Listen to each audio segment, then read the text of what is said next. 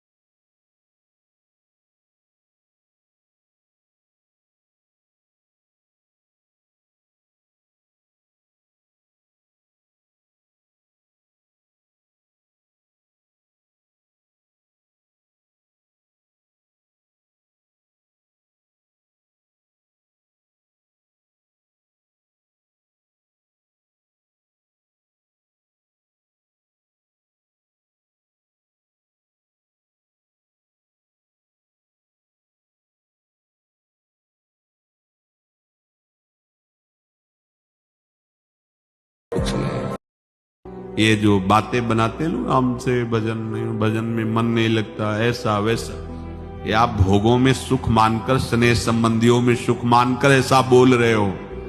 आप में पूरी सामर्थ्य है भगवत प्राप्ति करने के लिए।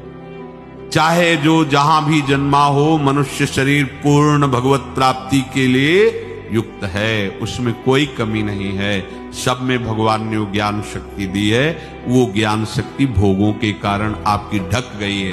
आपने अपने अध्यात्म शक्ति को जागृत न करके भोगों में रत होने के कारण वो सुषुप्त पड़ी है। आप सुप्त शक्ति को जागृत कीजिए।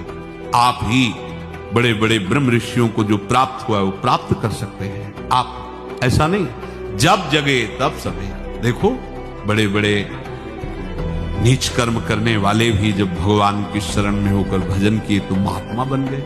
तो थी ना उनमें ऊर्जा शक्ति। आप अपनी सुप्त शक्ति को जागृत कीजिए। क्या? कृष्ण व्रताहा। आप एक व्रत लीजिए। क्या? कि मैं निरंतर श्री कृष्ण का भजन करूंगा। एकांत बैठना, श्री जी को साक्षी करना, और बचपन से लेके अभी तक अपने रजिस्टर को पलट के देख लेना, तो तुम्हारी जो आंख है ना वो सदा सदा के लिए झुक जाएगी।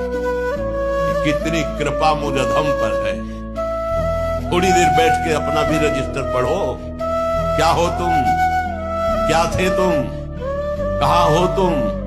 कहां जाना है? कैसे हो? क्या कर रहे हो? कभी अपने हृदय में बैठकर इन प्रश्नों का उत्तर लो अपने अंदर। साधक बन जाओगे, सुधर जाओगे, भगवत प्राप्ति हो जाएगी।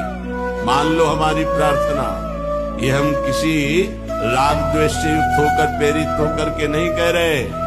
बहुत प्यार से भर के कह रहे हैं, क्योंकि बहुत क्षण में नष्ट हो जाने वाला तुम्हारा शरीर कोई अविनाशी सच्चिदानंद शरीर नहीं है, और इसी शरीर से भगवत प्राप्ति होती, किसी अन्य शरीर से नहीं।